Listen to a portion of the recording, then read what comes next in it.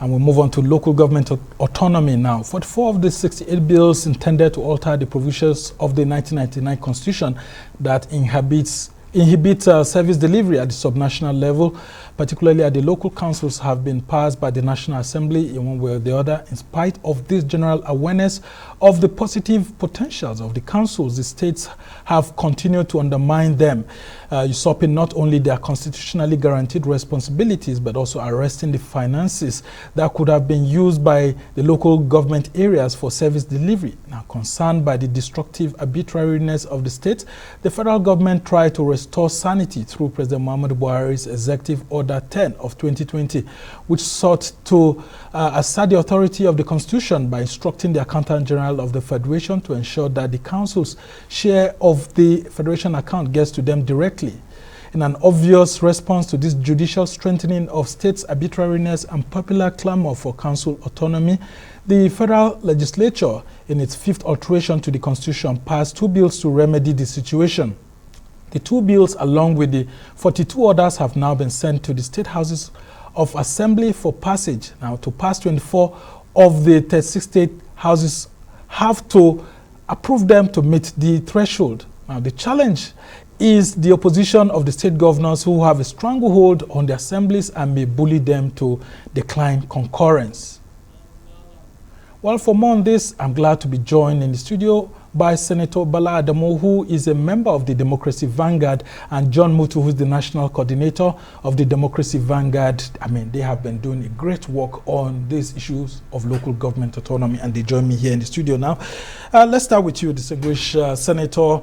I mean, you were in the National Assembly previously, and then you've seen what is being done by, I mean, your colleagues, and the buck has been passed to the State Houses of Assembly. How optimistic are you that something good can come out of this, considering the opposition by state governors in the past? Well, I hope you will agree with me that the whole essence of governance, and particularly a constitutional government, is to make life better for its people and citizens. And I am very optimistic that what the National Assembly has done is in response to the yearnings and aspirations of the people of Nigeria. We should not forget that all of us are from local governments. Everybody claims a local government, is from a particular local government, and he's voted by people living in local governments. So having done the needful at that level of the National Assembly, the State Houses of Assembly are now at a very crucial stage.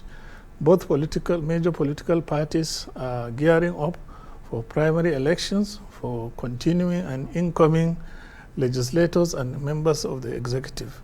So we believe that the State Houses of Assembly, knowing the importance of these reforms that is envisaged in this alteration that is proposed by the National Assembly, will, after the primaries, will give it a very serious consideration, and we are hoping that this time around we will go beyond the 9 states in the last effort that concurred with the amendment. We hope that they will see reason, because everybody knows that the local government system as it exists today has collapsed.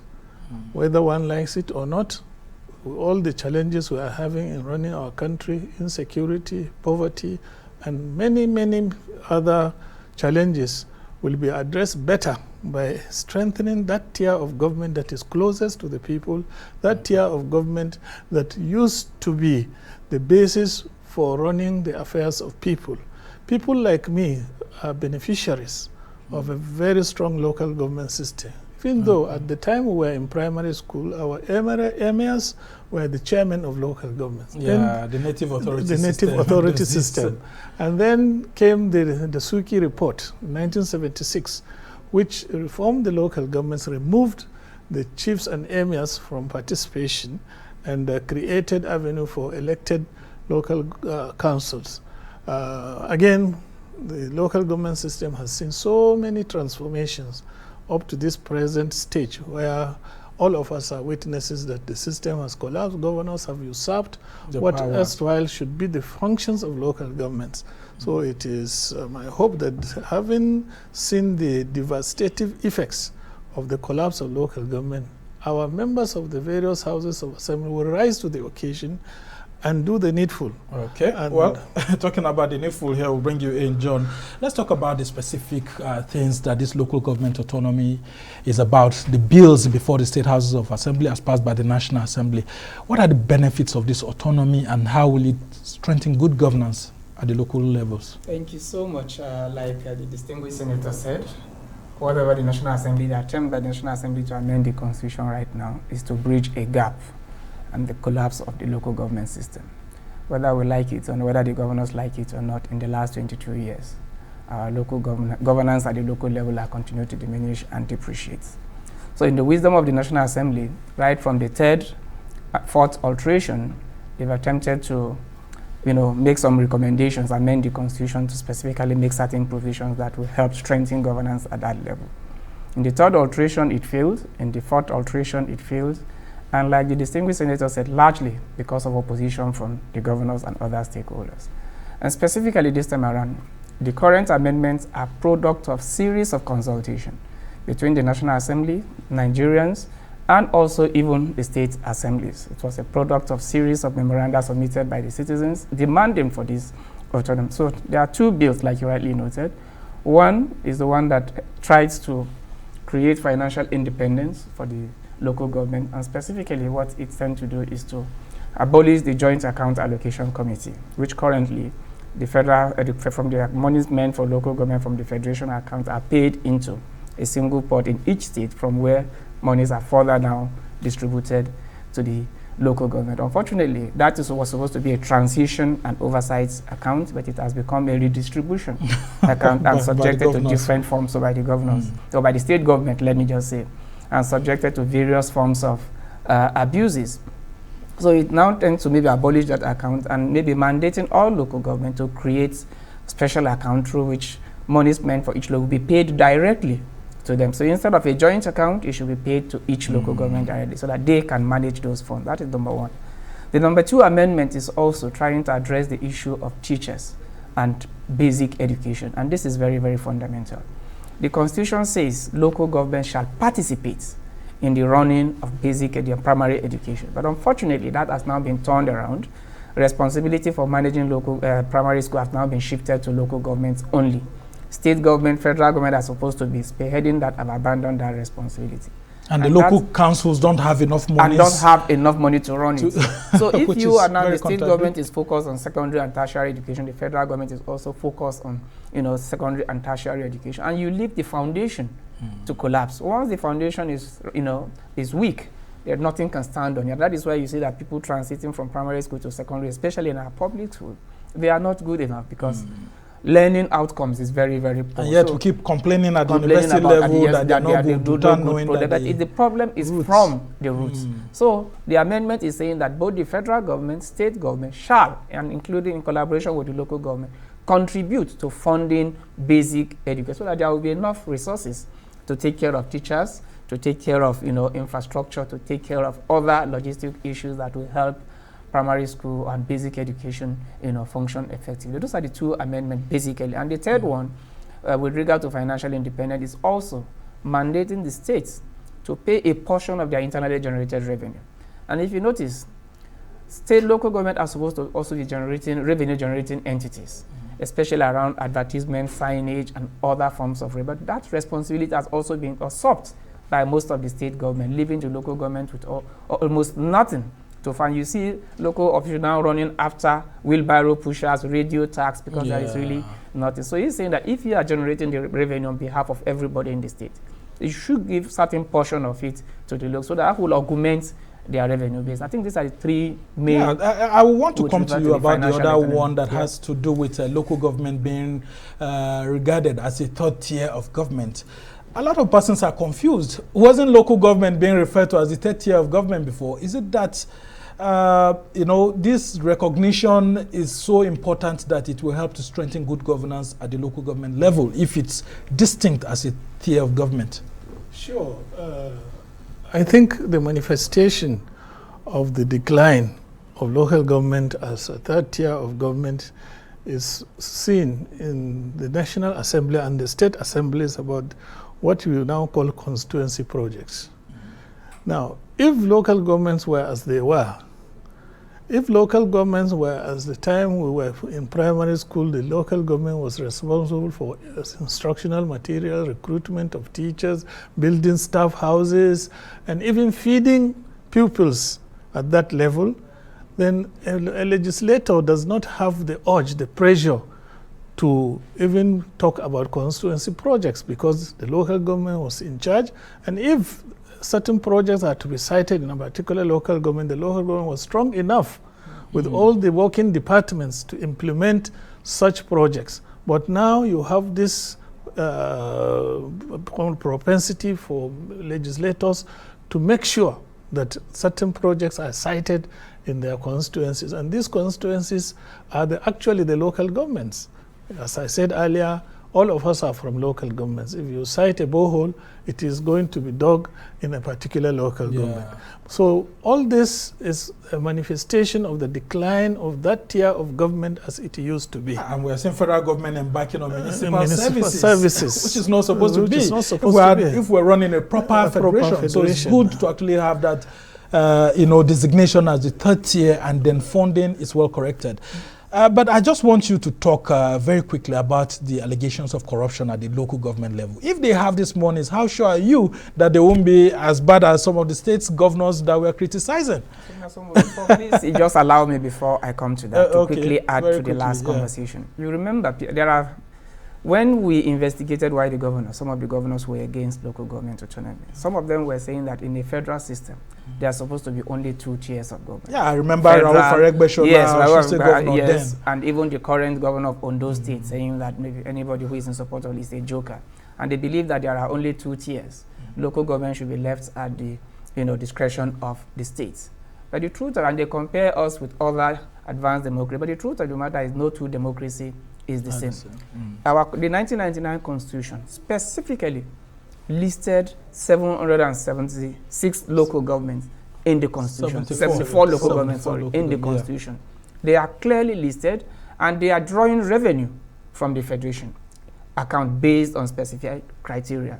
Their mandate is clearly also stated in Schedule 4, in the 4th schedule. That means that they are recognized as a tier of government. However, the Constitution also gives the state assemblies some powers to regulate, define the structure in each local government, which maybe in some state they may want to operate a presidential system or a parliamentary system.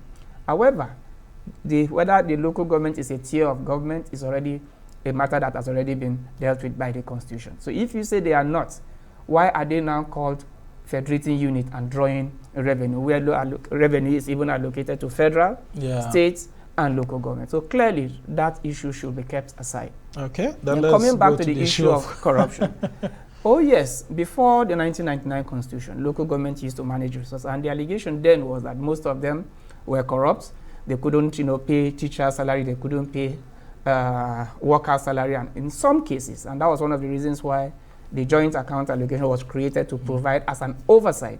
But we have checked the two. We have operated the joint account for 22 years or thereabout, where governors have managed. Compare it to when local government chairmen were managing it. You see which one is worse. It has never been better than what it was. So we have said we have seen 2 extreme measures. Let's go back to where we are coming from and let the people be able to hold the local government chairman accountable. Let's know who is managing our money. Let's know who we can hold accountable. When you go to the local government chairman today, they will tell you it is not them, it is the states. What is given to us is not enough for us to do the basic and deliver basic services. And we can't even hold the governors because they are far away from us. So let's go back to where the center, where money is. And the last issue is the issue of capacity. Do they have the capacity?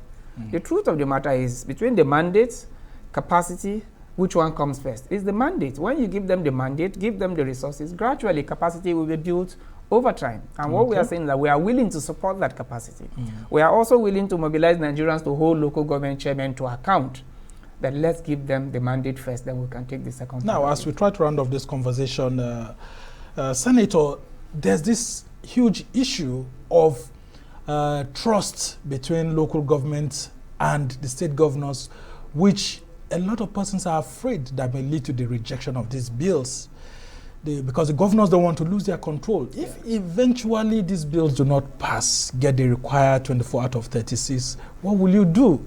How will you improve the advocacy for these governors to just know that they have to do it to make our democracy work better? You see, as I said earlier comment, we started with the last effort and got only 9 states. We believe this matter is work in progress.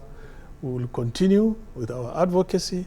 And as democracy vanguards, we are doing this because of the passion we have. Since 1999, when some of us were actually the guinea pigs of this democracy. Just entering into the Fourth Republic then. Fourth Republic, yeah. We came with high idealism and optimism. And we do not want to see this democracy crash. Without a strong and varied local government system, it's a recipe for collapse, and which, God forbid, it will not augur well for our democratic dispensation. The idea of the local government's lack of capacity and so on is addressed in the second bill, the administrative autonomy of local governments. We believe that once this reform is passed, it will attract retired, credible Nigerians to go and offer themselves for service. Okay, well, I'm being told that we don't have enough time, but I can promise you that this conversation, we need to have it again, because I mean, it's very interesting. You have said that a lot of the insecurity that we have in the country is traced to this lack of, non-functioning of local governments properly, and I think we need to have this conversation again.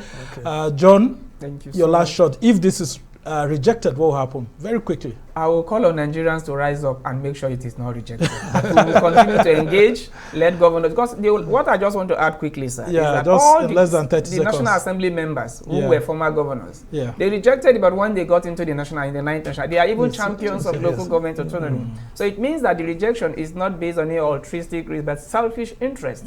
So we are calling on Nigerians to rise up, mobilize, and engage the state assembly so that we don't lose this time. John Mutu is the national coordinator of Democracy Vanguard, which has been at the vanguard of these local government autonomy bills here and there. And then, of course, Senator Bala Adamu is a member of the Democracy Vanguard, and we must thank you so much for joining us on this program, and we must have you sometime back to fully discuss this in a very long period. Thank you so much for being on the show. Well, that's how it's been for this edition of the Arise interview. Do join us again tomorrow from me and the entire team here in Abuja. Goodbye and thank you.